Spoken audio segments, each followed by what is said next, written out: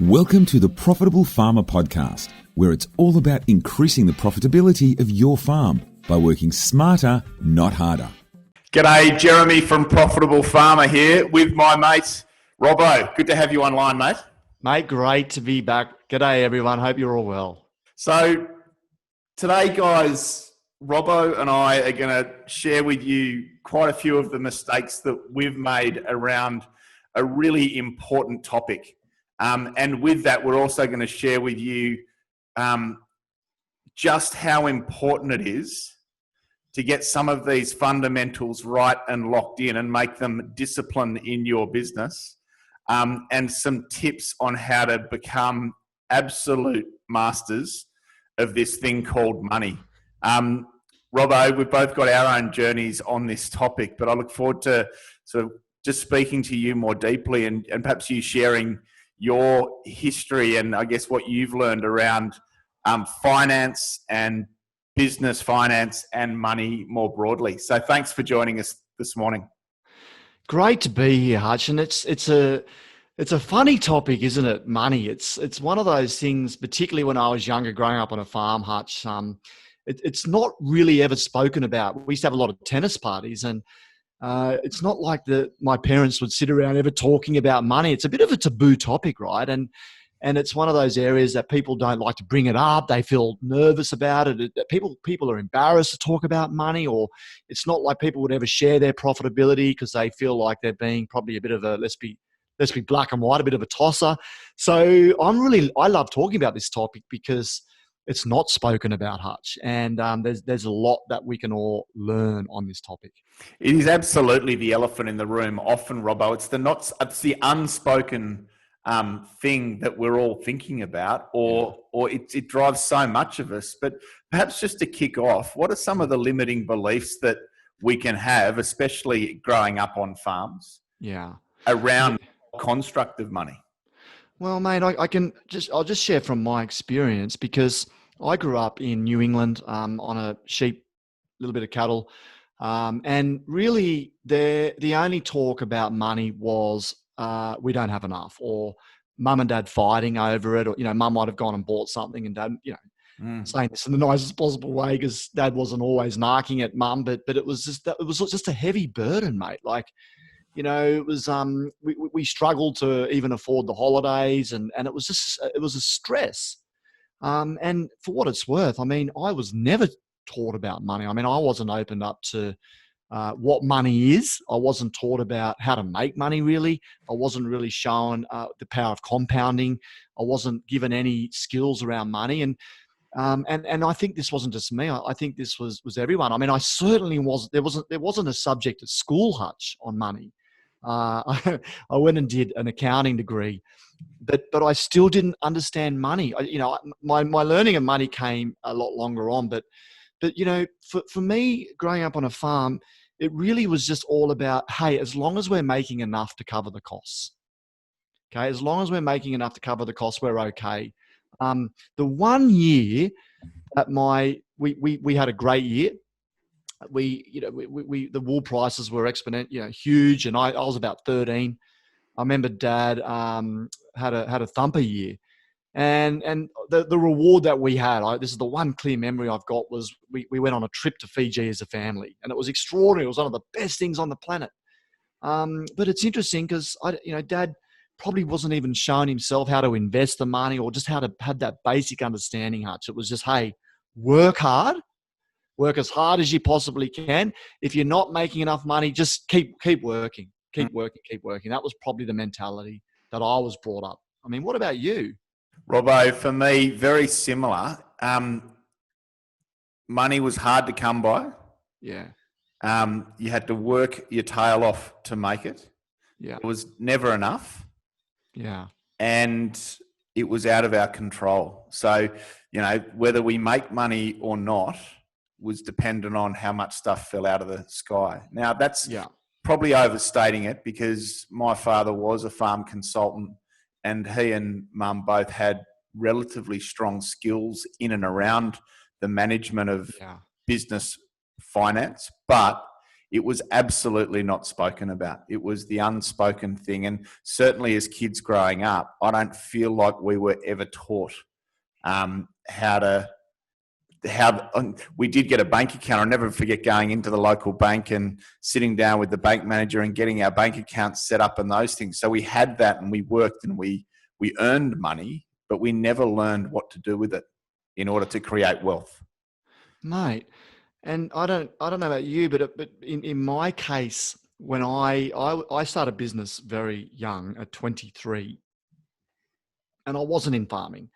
I started as a business coach, as you know, but it was a business. But mate, I still didn't have an understanding really of farming, even though I'm a coach back then. And my idea was, hey, just get out there and hustle and work. But I didn't have a budget. I didn't review my P&L. I didn't understand that I had to pay tax if I made money. I didn't understand anything about it, Hutch. I didn't understand how to read a P&L.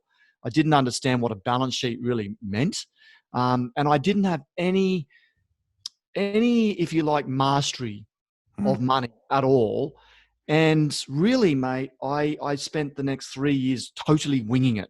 And I got myself into a lot of trouble because of that. And it was only finally after 3 years when I had the major realization of, holy moly, I don't really understand what I should be doing from a business point of view, from a professional point of view, or from a wealth creation point of view. You know, what do I need to learn to get this right, to set myself up financially in business and financially outside of business? And mate, I didn't get those lessons from Dad. Dad didn't have those lessons. Most people I knew didn't have those lessons. So really, I had to go and self-learn those things from studying wealthy people, from studying wealthy business owners, from studying very successful mentors that could pass that knowledge on to me, and then apply those back into my business and life, and saw a significant transformation after applying these principles. Robbo, isn't it interesting that we don't learn this at school? We don't necessarily learn this from our parents. We don't learn it at uni. I did ag economics. Yeah. Learned macro and microeconomics. And then I went into a corporate company and I was in finance. And some of the stuff that I've learned since, which is similar to what we're going to talk about today, I didn't even get in finance. It's not until you actually get into small business and go deep on some of this perhaps more entrepreneurial training around money and wealth that you start to uncover what you really need to know. You don't know what you don't know. And I think the great breakthrough for me really came, Hutch, when I read the book, Robert Kiyosaki, Rich Dad, Poor Dad. And for those that haven't read that book, it's a story of a guy that his real dad, who he loved deeply, was broke. Not broke, but struggled. And so he met another guy who he refers to as his rich dad, who was extremely wealthy. And the in a nutshell, the story is, hey, I can learn values and things about life from my poor dad, my real dad, but I'm not going to choose to learn about money from him. I'm going to learn about money from this other guy over here that's really wealthy. And that was a transformation for me, Hutch, because up till that point, I guess I shared my money issues, or I asked for advice from mum and dad. But after reading that book, I realized, hey, I need to get my financial advice now from somewhere else other than mum and dad. And that's sick. That's a big breakthrough. And there'll be many farmers listening to this that probably the only place you've got your advice is from your parents, really. And you get stuck in living the way that they live. And they have a major influence on your beliefs. They really do. And that the way they pay the bills, the way they budget, if they budget, the way they buy things, the way they farm, we do things the way we're growing up, or the way the person that's the closest mentor to us. But what we don't realize, Hutch, is that's, unfortunately, just being really honest, that's often the wrong way. And that's why we get trapped in limiting beliefs. We get brought up on the wrong theory, leading to a not great outcome. Yep, and I think you're probably speaking to quite a few of the younger generation in farming out there that, if we think about what happened in that story of Kiyosaki's, he went beyond his immediate family and sought out a really successful entrepreneur mentor and sought to learn this topic in a really different way. And that's the big shift that some of our next generation farmers might need to really think about making, just so they're getting some diversity around how they're learning on this topic. Hutch, not just the next generation farmers. You've still got to look at the farmers that are 50s, 60s that are still running. They're still running the business the way their parents showed them, and they, it's an opportunity to question: am I doing it the right way? Have I set up money mastery correctly? Am I interpreting my financials correctly? Am I making the right decisions based on specific key performance indicators overlaying those financials? So, mates, for what it's worth, some of the biggest transformations I've seen with our clients, farm owners, farmers in their 50s, that have finally acknowledged that they've potentially been doing it the wrong way. Yeah. And they're just, they want to use the next decade or two to change their ways, be open-minded enough to pivot and change what they're doing, to have significantly more wealth creation over the next decade or two. Now, they've done okay. They've survived, but they've finally acknowledged, wow, there's so much hidden opportunity in my business if I'm prepared. And here's the key thing: if I'm prepared to be vulnerable enough, open-minded enough to change what I'm doing from learning from someone who does it smarter than me. Yep. Robbo, that's... And Hutch, a lot of people don't do that, correct? Because they feel skeptical, or they defend what they know. They get trapped in what they think they know, and that stops them realizing even more potential. It's such a great point, Robbo, and I think what we know has got us to here, right? And so in order to get different results, we've got to apply a different and better theory. And, the theory that perhaps we've inherited, or the one we've been running with, it might be okay, but it's worthwhile asking some deeper and better questions and just checking in what refinements can I make in order to, take a really different way forward around this. So, yeah, mate.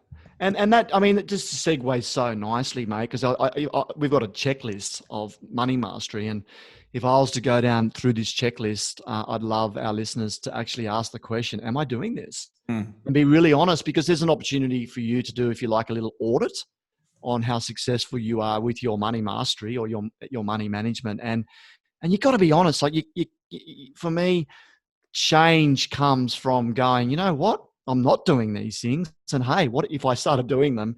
I will bring more success in. But yeah, it got to start with radical open-mindedness and the desire to change.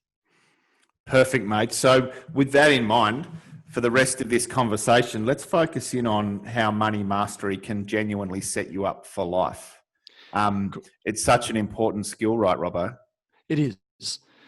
It is. And if you like, there's a real mindset that sits behind money, which we've done some other podcasts on, and we'll do future podcasts on. And for the purposes of today, we're just going to look at basic money mastery that will help you run your business, because farming's a business, and this is not just a farming enterprise, Hutch. This is any business, and I'll just make the point that I definitely didn't do these things in the early days, but I'm now rigorous on these things. And I am, because I just don't want to go back into the pain, if you like, that I experienced by not being disciplined on what I'm about to go through. Perfect, Robbo. So just grab a pen and a piece of paper, guys, and list these out. And as we go, let's rate yourself on the degree to which you are completing on some of these money mastery tasks. Over to you, Rob. Yeah, mate. So bigger level picture, it starts with putting a really nice filing system around money in place. I just asked that question: how organized is your filing system on money? How easy is it to find invoices? How well have you set up your office? How well have you set up your email system to file things when they come in? Okay, so it's that putting that baseline respect around money. I mean, the simplicity of how it sounds crazy, but just the respecting of money when you put it in your wallet, Hutch, the respecting of laying out of anything to do with money, right? Because money's an energy, and when we respect money, it respects us. Okay, so and it also starts, Hutch, just for one piece on the mindset. It starts with being comfortable saying, I like to make money, or I enjoy maximizing my profit off my business. Because, Hutch, I just want to address this one limiting belief, because I get frustrated when I hear a farmer say, I don't do it for money. I mean, I'm like, well, if you don't do it for money, no worries. Why don't I own your business and you work for me for free? You know, it's a silly thing to say, Hutch, because there's an element of saying, oh, I don't care for money. And, you know, and you're not saying it directly, but you're saying it indirectly. So it starts firstly with saying, I love money, I enjoy money, and I'm going to do what I can to maximize it. And for me, Hutch, this is not at the expense of the environment. This is not at the expense of ripping people off. This is just respecting that money has ears, that it's an energy. When we respect it, it will respect us. And the minute we respect it and the minute we start committing to it, we're going to start implementing these things that I'm about to go through. But you'll never implement all these things if you don't enjoy making money, if you don't respect it, or if you've got this attitude of, I don't care for money, I only do it for the passion, blah, blah, blah. Even though that's a nice thing to say, but I will almost guarantee that people, when they're saying that, struggle with money. I hate just being really honest, mate. Like when I hear people say, I don't do this for money, I'm like, yeah, there's an element of you being broke here. Now, last thing to say, of course you've got to be passionate about it, and of course you've got to love it, but I prefer you say, I love farming, I'm passionate about it, and you know what? I really enjoy making a profit as well. Why not? I mean, it's there for the taking.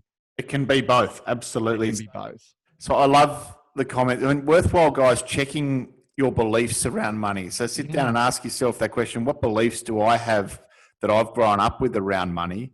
And then, how can I show a deeper level of respect towards money? I mean, it's true that if I show disrespect towards anyone or anything else in my life, that it's not going to keep coming back to me.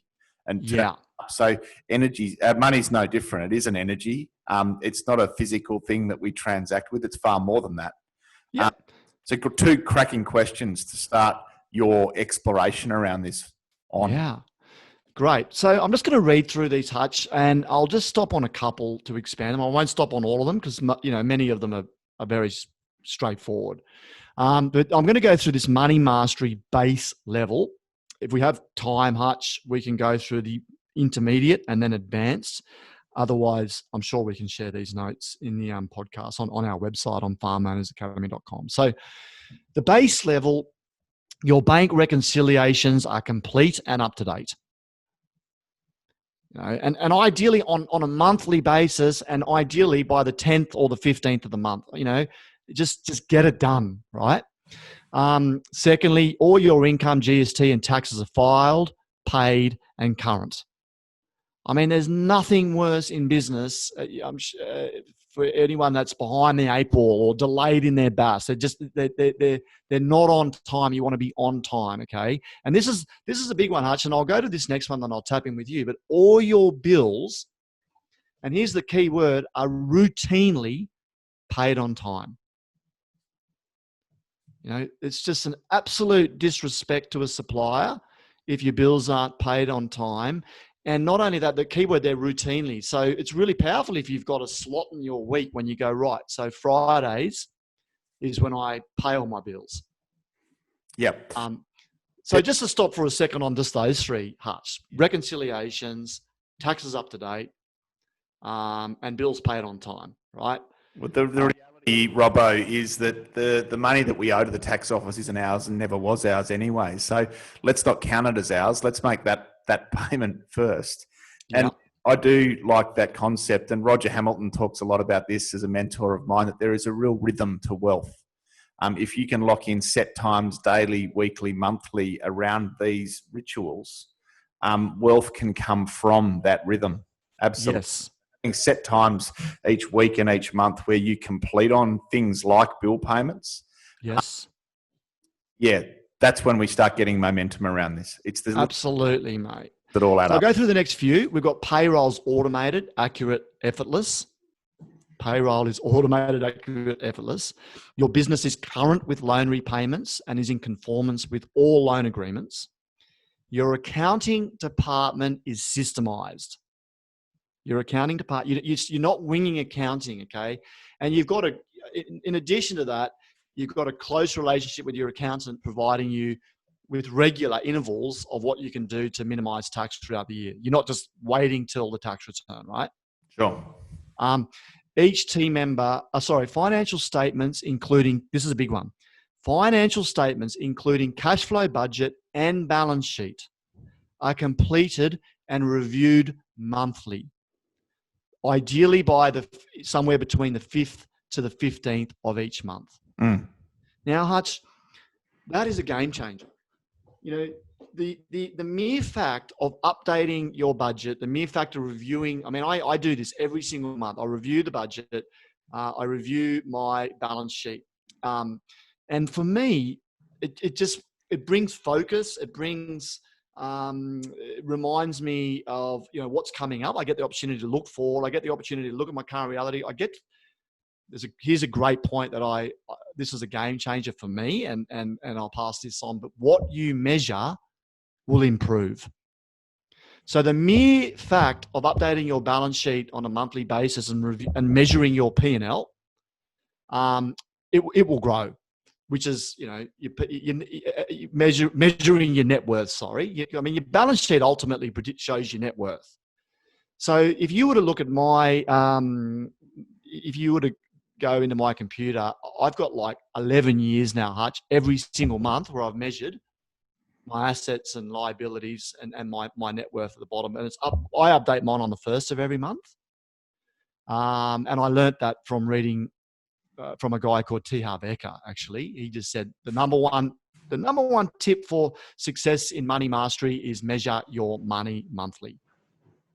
So I just thought I'd stop on that one for a moment, Hutch. How many farmers do you think would actually have that rigor around updating their cash flow their budget monthly, and reviewing their balance sheet monthly? Yeah, Rob, I think it's a great point. I would predict that budgets might get set annually. Yeah. And often it's just to appease the bank more so than to Yes. a really strong decision tool. Yes. And then maybe quarterly we measure P&L performance against budget, and maybe we update our balance sheet annually again, often just for the bank. But what you've talked about there is on the money, and it's not just looking at your P&L monthly, it's looking at the 3 critical dials in the cockpit. So if you think about your car, there's 3 dials there. It's exactly the same in finance, isn't it? That we've got to be looking at our balance sheet, what we own less what we owe, our true position.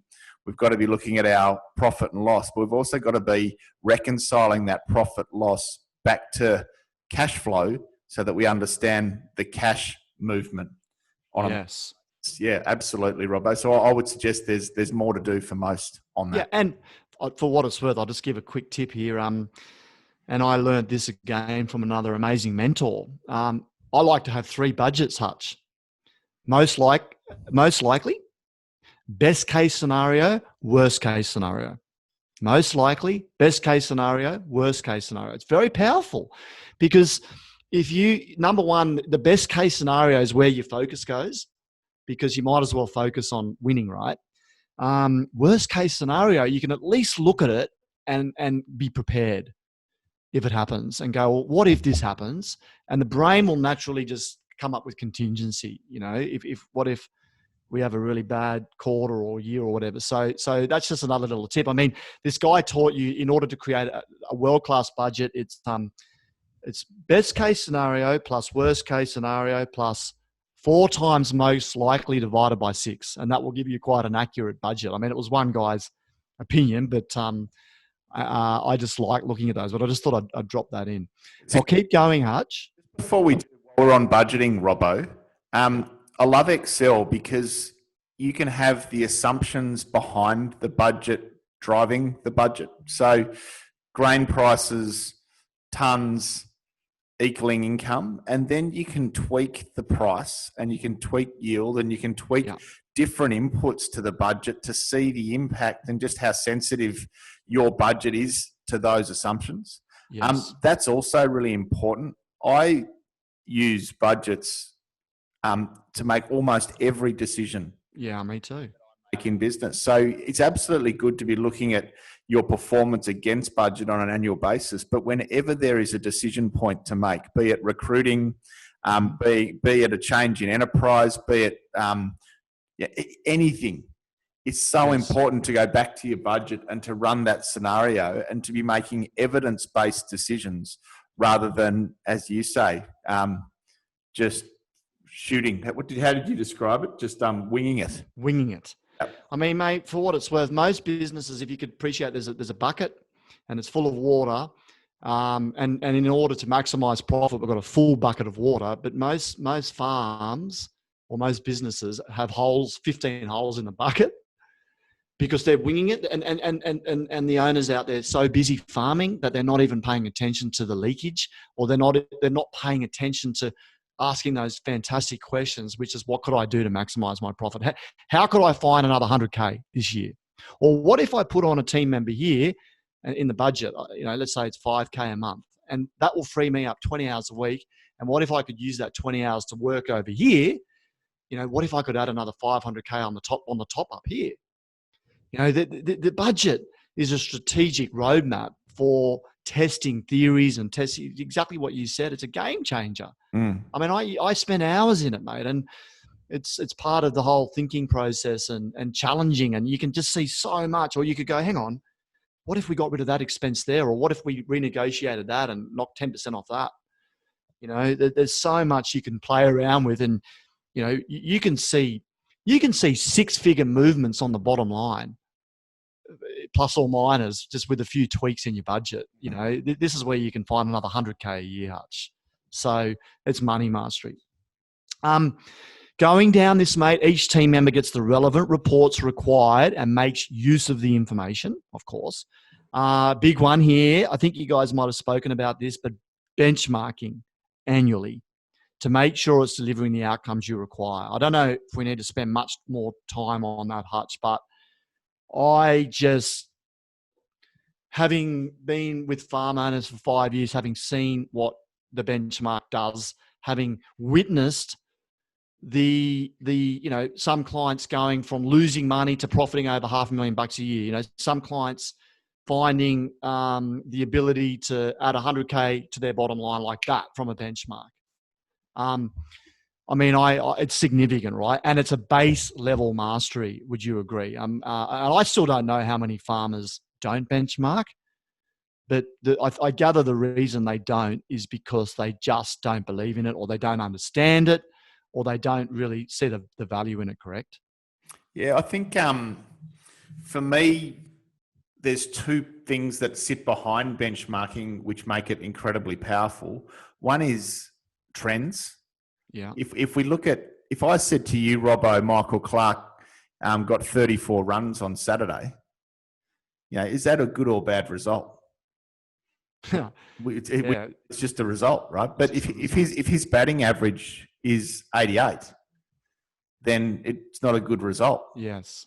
But if his average for the last 10 innings has been 14, then he's on the up. But trends are so important. Yes. But most of us, when we look at our P&L at the end of the year with our accountant, we're just looking at one, maybe two periods. It's meaningless. And so one of the things that's really powerful, I think, behind benchmarking is just having trends that are in ratios. That's the next thing that tell a story. They bring the numbers to life. And the other part to it is critical ratios that look at one part of the P&L or the balance sheet relative to another. Yes. And through those ratios, and this is the bit that most of us don't understand, is that efficiency is critical and liquidity is critical and productivity is critical in farming. Yes. Producers, we've got to be all of those things. But when P&L or a balance sheet just on their own, they don't tell you those things. No. You look at a P&L and see how efficient you are. And the P&L is created by often the finalised by the accountant, and it's used to minimise tax. Yeah. And it's not even a true reflection of the business, Hutch. Yeah. But with the right ratios in the right order and wrapped and delivered to you, compared to best practice and underpinned by trends, there is so much strength to that, because it turns meaningless numbers into measures of efficiency, liquidity, productivity, performance that you can't get anywhere else. So for me, if we're serious about anything, if we're serious about cricket or golf or business or farming, we have to be not just receiving the benchmarking reports, but we've got to know how to calculate those ratios for ourselves. And understand them. Know how to interpret them, and we've got levers that we can pull to drive them forward over time. Bingo. I think a lot of people won't do it because they don't understand it, or they don't know how to interpret it. And I think that's what holds them back, because there's a lack of financial literacy, or there's a lack of understanding of money mastery, Hutch.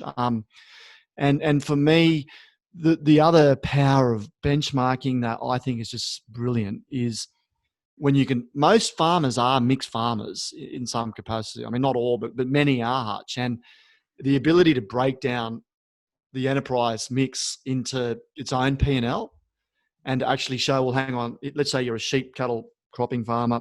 Here's what the sheep business is profiting. Here's what the cattle business is profiting. Here's what the cropping business is profiting. I find that amazing.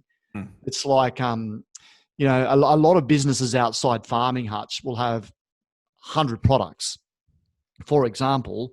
And if they were to benchmark each product, they will actually realize that there's only a portion of them making a lot of money and the rest are draining the business dry.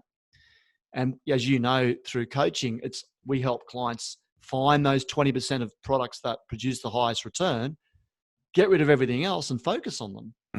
And so you can make these significant strategic decisions to maximize the profitability on your farm just from often modifying your enterprise mix purely from the numbers. Yeah.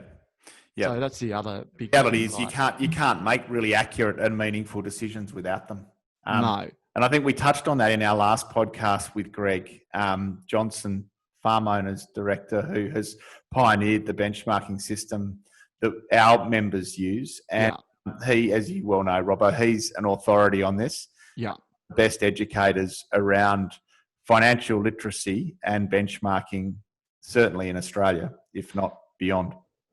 Well, some of our clients were saying they've done benchmarks with other places, and all of them, they've said this is benchmarking on steroids, because it is that comprehensive and that true of a picture to the performance of your business.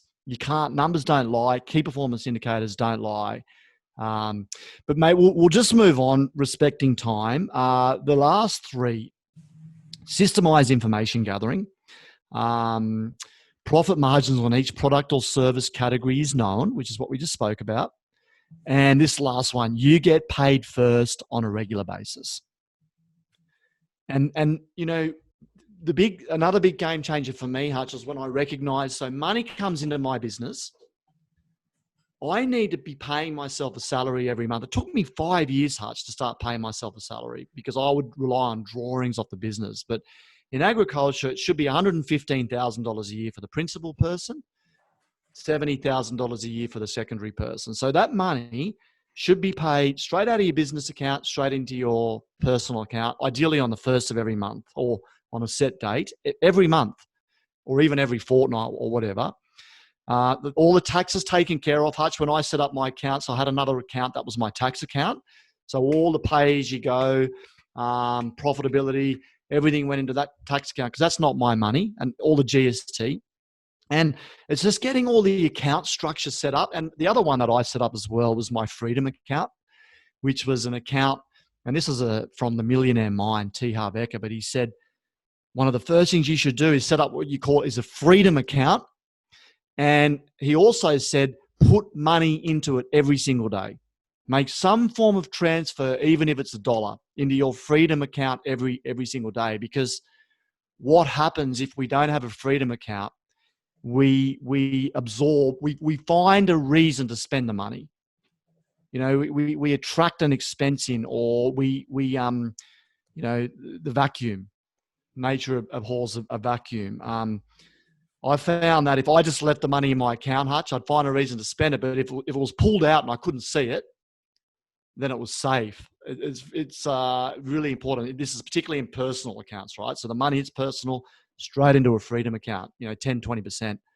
A great book on this, Hutch, is The Richest Man in Babylon. It says, you should be putting away so you can't touch 10, 20% of your salary. But I just wanted to stop there for a second and sign off with you on paying yourself first and on a regular basis and being consistent with that. The importance of that, Hutch, is huge, correct?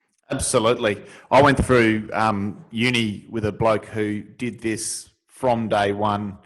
In his, had a pub job first year uni, and 15% of his income went into an account that he couldn't touch. He's now 45 and financially free. Yeah. And so many of us, for a whole range of reasons, didn't get a start then and didn't do that. We just didn't apply that discipline and ritual. No. So we've gone and created wealth in other ways. But just that simple discipline has really set him free, because he got into it and he gets to enjoy the benefit of compounding on that forever. Yeah. And so that's money. That's the basic money mastery base level, Hutch. And for the purpose of today, I think we could either come back to the intermediate and advanced level. There's 2 more levels, but that's just the base, right? And I just would invite our listeners to ask the question, how would I rate myself on implementing what we just covered rigorously? And do I have good disciplines around those things? And I just invite you, if you don't, to start, Hutch, and watch the transformation in what happens when you start doing these basic things. And they are basic things, Hutch. They might be complicated at the start, like learning to interpret your figures and into key performance indicators can be quite overwhelming at the beginning. But once you learn it and understand it and have a respect for it, you'll actually start really enjoying it. You'll avoid it if you don't understand it. But if you can understand it, you can start enjoying it. Are you okay with that, mate? We can post the list in the notes, but we can come back and explore the intermediate and advanced at another time. Oh, of course, Robbo. I think what you're encouraging people to do at the heart of this is to take responsibility. I think there's a lot of people out there, like I used to, which I used to just leave it to my wife or leave it to someone else in my family or someone else to be responsible for. And I feel like there's a lot of farmers out there that are, I hear them say things like, "Oh, I leave that to the bean counter. I leave that to the bookkeeper," or my partner does that. Yeah. That's not it. I think getting the systems around this, the rituals and the rhythm around this, right down to setting up that Freedom account and getting money into it every day, that's a cracker. But until you've got a system and a discipline for that, things won't change and things won't start taking up. So I would encourage all of us just to take a whole new level of responsibility around this until the system's there that you can depend on. Such a great comment, Robbo. Thank you. Mate, absolutely. And I'm just going to talk about this here because I think it's so relevant. It's June, Hutch, and we're coming to the end of a financial year. There's never a better time to make that decision now and go, I want to have a cracker year next year. I want to learn these things. I want to do it right. Now, in order to learn them, it's around about 15 hours. And, it's not a huge amount of learning, Hutch. There really isn't. To actually get your head around it, to learn it, to set up the systems of how to do a great cash flow budget, of how to set your P&L up correctly, of how to interpret your key performance indicators, which ones you should be focusing on, and understanding what they do and why you should measure them, and not only that, what's a healthy KPI versus a weak KPI, right? So learning these things and then setting it up is it will take a bit of effort, but once you've got it, as you said, once it's systemized, and then you routinely just have that little, 20, 30 minutes a month, maybe half a day a quarter, maybe a day a year. Once you put this routine in place, the cash flow, the change in your money management, your profitability will be significant. And that's what Greg's created with this Farm Financial Framework, Hutch. For those of you that haven't heard about it, we ran a program to our Platinum Mastermind clients called the Farm Financial Framework. It was really popular, really successful. We're releasing this to the public. It's $1,000. We value it at $4,000 because it includes 2 tickets to our events. It includes all members of your family. We'll mail you out a workbook, but it's delivered online. It's delivered over 7 modules. The course itself is 5 modules, but we're expanding it to interpret some of these, if you like, benchmarks. The thing that I love most about it, Hutch, is anyone that does it will get a benchmark. We'll be able to see their figures and interpret them across, I think was it 21 KPIs? 17 core. 17. But there's more than that once you get down to that next level, Robert. Yeah. So you'll be interpreted against 17 key performance indicators, and you'll be shown if your business is healthy or not. And I'm just such a fan of this. Greg is so wise at this stuff, Hutch. He's such a genius at this, and I just invite anyone that's listening to this to jump on board at farmownersacademy.com /Farm Financial Framework. If you just go to farmownersacademy.com, go to programs on our website, you'll see it, Farm Financial Framework. But mate, you'll get lifetime access. You'll learn the art of this. You'll set it up. You'll implement as you go, and you'll have this mastery in place for years to come, and you'll reap the rewards for years to come. It's not just like it'll benefit you next year; it'll benefit you for years to come. So, I just invite people to check it out. I think you'll get a lot out of it.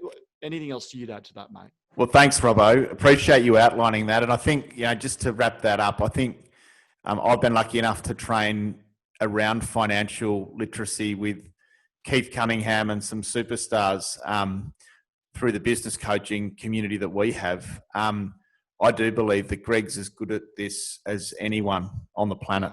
And so an investment in this does give you access to the very best financial literacy training for farming families, and it is completely practical, completely applied, and you get to take the lessons and apply them directly to your business right through the program, which makes it quite unique compared to other programs that are out there. So absolutely encourage anyone listening to get on board with this. It kicks off, I think, Robbo, on the 3rd of July.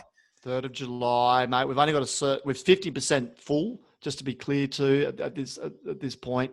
So we've got a certain amount. I think the big kicker here is we include a couple of tickets to our 2-day event we call Top Producers, Hutch, which is just a dynamic 2 days on your business to help you transform, optimize, propel your farm. So that's valued at $2,000, Hutch.